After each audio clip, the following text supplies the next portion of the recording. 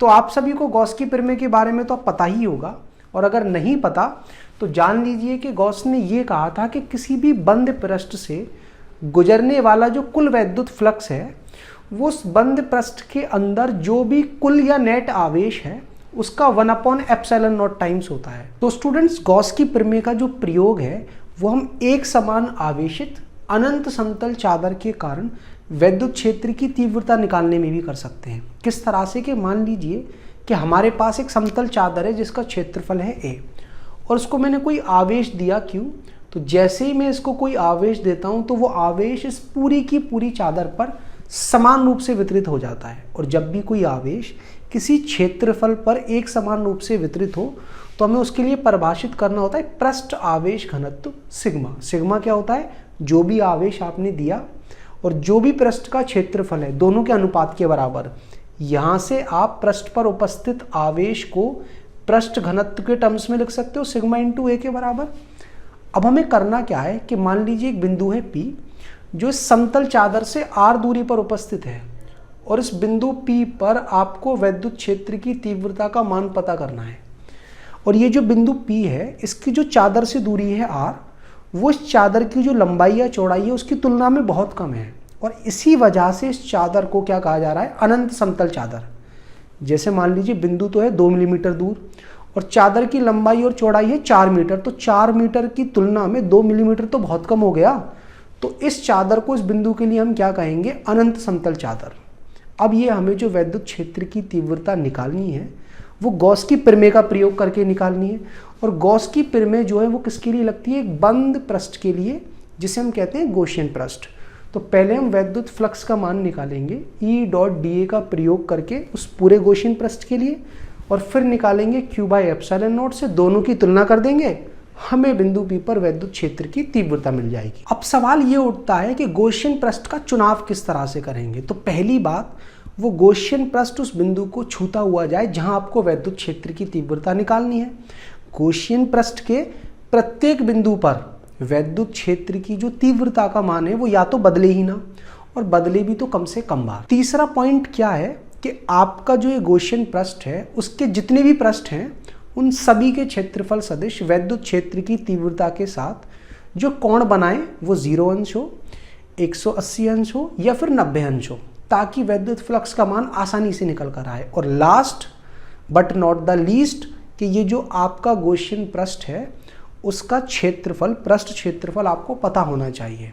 Clear? और इन सभी conditions को फॉलो करते हुए यहाँ पर 2 पृष्ठ बन सकते हैं। पहला पृष्ठ तो ऐसा जो इस पूरे समतल पर उपस्थित आवेश को अपने अंदर बंद कर ले, वो होगा घनाभ आकृति वाला पृष्ठ।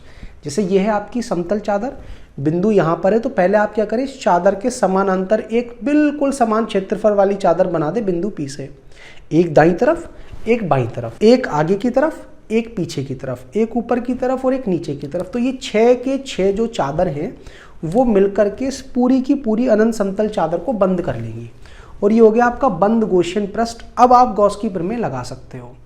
दूसरा क्या करें? आप एक बेलनाकार पृष्ठ का भी चुनाव कर सकते हैं, लेकिन ये जो बेलनाकार पृष्ठ होगा वो जरूरी नहीं है कि पूरे के पूरे आवेश को अपने अंदर बंद करे। तो मैंने क्या करा, एक 2r लंबाई का बेलनाकार गॉसियन पृष्ठ लिया और मान लेता हूं इसका ये जो वृत्ताकार पटल है इनका जो क्षेत्रफल है वो है x। अब ये बन गया मेरा बंद गॉसियन पृष्ठ। अब ध्यान से एक बात देख लेना कि पूरे के पूरे अनंत समतल चादर पर जो भी आवेश है उसमें से केवल वो आवेश गॉसियन पृष्ठ के अंदर आएगा जो इस वृत्ताकार पटल पर उपस्थित होगा। अब हमें करना क्या है? पहले E.dA का प्रयोग करके इस पूरे के पूरे गॉसियन पृष्ठ के लिए वैद्युत फ्लक्स निकालना है। मान लेते हैं कि इस बिंदु P पर जो वैद्युत क्षेत्र की तीव्रता का मान है वो है E। यहाँ पर भी वैद्युत क्षेत्र की तीव्रता का मान क्या हो जाएगा? E। वजह, दोनों ही बिंदु या दोनों ही वृत्तीय पटल अनंत समतल चादर से बराबर दूरी पर हैं। और हमें ये बात पता होनी चाहिए, एक धनावेश के लिए वैद्युत बल रेखाएं आवेश से बाहर निकलती हैं और हमेशा तल के कैसे होती हैं? लंबवत। दाईं तरफ भी लंबवत निकलेंगी और बाईं तरफ भी लंबवत निकलेंगी। अब इस गॉसियन पृष्ठ की बात करूं तो इसके 3 पृष्ठ हमको दिख रहे हैं। पहला ये वृत्ताकार पटल, इसका क्षेत्रफल सदिश दाईं तरफ। दूसरा ये वाला वृत्ताकार पटल, इसका क्षेत्रफल सदिश बाईं तरफ। और तीसरा ये वक्र पृष्ठ, इसका क्षेत्रफल सदिश वक्र पृष्ठ के लंबवत ऊपर की तरफ। तो ध्यान से देखना, ये जो तीसरा वाला क्षेत्रफल सदिश है वो वैद्युत क्षेत्र की तीव्रता के साथ 90 अंश का कोण बना रहा है। और जब भी क्षेत्रफल सदिश वैद्युत क्षेत्र की तीव्रता के साथ 90 अंश का कोण बनाता है तो उससे गुजरने वाला जो फ्लक्स है उसका मान क्या आ जाता है, 0। भले ही वैद्युत क्षेत्र की तीव्रता कुछ भी हो, पृष्ठ का क्षेत्रफल कुछ भी हो। बात करूं इस पहले पृष्ठ की, तो इससे कितना फ्लक्स गुजरेगा, यहां वैद्युत क्षेत्र की तीव्रता का मान है E, इसका क्षेत्रफल कितना है x, और जिस तरफ वैद्युत क्षेत्र की तीव्रता है उसी तरफ क्षेत्रफल सदिश है तो बीच का कोण 0, ये कितना आ गया E × x। बाईं तरफ वाले अगर मैं वृत्तीय पटल से देखूं गुजरने वाला वैद्युत फ्लक्स, वहां भी वैद्युत क्षेत्र की तीव्रता E है, समान दूरी पर होने की वजह से क्षेत्रफल उसका भी x है और बीच का कोण यहां भी 0 आएगा क्योंकि दोनों ही बाईं तरफ है। फिर से कितना आ जाएगा, E × x। और अगर आप इस गॉसियन पृष्ठ से गुजरने वाला अब कुल वैद्युत फ्लक्स पता करो तो वो कितना आएगा, तीनों से गुजरने वाले फ्लक्स को जोड़ दो, 0 + EX, टोटल कितना आ गया, 2EX। और इस गॉसियन पृष्ठ से गुजरने वाले वैद्युत फ्लक्स को निकालने का दूसरा तरीका क्या है, पृष्ठ के अंदर आवेश कितना है बस वो पता कर लो और उसको विभाजित कर दो ε0 से। तो मुझे पता क्या करना है कि इस बेलनाकार गॉसियन पृष्ठ के अंदर कितना आवेश उपस्थित है। तो इस समतल चादर पर उपस्थित जो भी आवेश है उसमें से केवल वो आवेश गॉसियन पृष्ठ के अंदर होगा जो इस वृत्ताकार पटल पर आ रहा होगा। जैसे मान लीजिए कि समतल चादर का पृष्ठ आवेश घनत्व सिग्मा है और मुझे x क्षेत्रफल पर उपस्थित आवेश पता करना है, तो वो आवेश जो बेलनाकार पृष्ठ के अंदर आएगा वो हो जाएगा सिग्मा × x। और जैसे ही आपको अंदर उपस्थित आवेश पता लग गया, आपको उस बंद गॉसियन पृष्ठ से गुजरने वाले वैद्युत फ्लक्स का मान भी पता लग गया, सिग्मा x/ε0। और दोनों ही तरीके से वैद्युत फ्लक्स का मान समान आता है। तो ये 2EX किसके इक्वल आ जाएगा, सिग्मा x/ε0 के।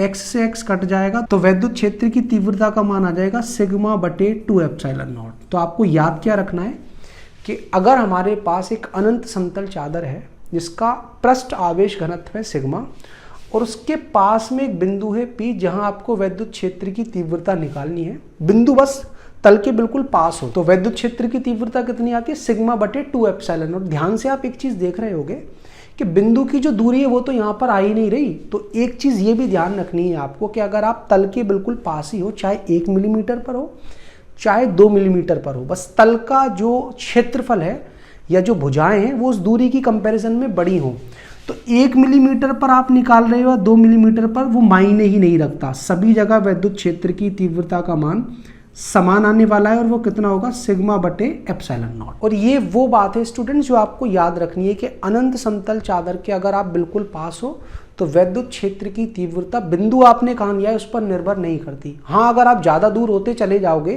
कि दूरी का तुलना हो सकती है किसके साथ, उस समतल पृष्ठ की भुजाओं के साथ, फिर वैद्युत क्षेत्र की तीव्रता का फॉर्मूला ये नहीं होगा। स्टूडेंट्स, अब आपको ये तो समझ में आ ही गया होगा कि एक समान रूप से आवेशित अनंत समतल चादर के आसपास के बिंदुओं पर गॉस की प्रमेय का प्रयोग करके हम वैद्युत क्षेत्र की तीव्रता का मान किस तरह से निकालते हैं। अगर आप ये जानना चाहते हो कि एक समान रूप से आवेशित गोलीय कोश के अंदर, उसके बाहर और उसकी सतह पर वैद्युत क्षेत्र की तीव्रता का मान इसी गॉस की प्रमेय का प्रयोग करके हम किस तरह से निकालते हैं, तो आप इस वीडियो पर क्लिक करके समझ सकते हो। और अगर आप विद्युत आवेश तथा क्षेत्र से संबंधित किसी भी टॉपिक को पढ़ना चाहते हो तो ये रही प्लेलिस्ट, आप अपनी इच्छा अनुसार टॉपिक को पढ़ सकते हो। और अगर प्लेलिस्ट में वो टॉपिक नहीं है जो आप ढूंढ रहे हो तो आप मुझे कमेंट करके बताओ, जल्द से जल्द मैं आपको वो टॉपिक प्रोवाइड करूंगा।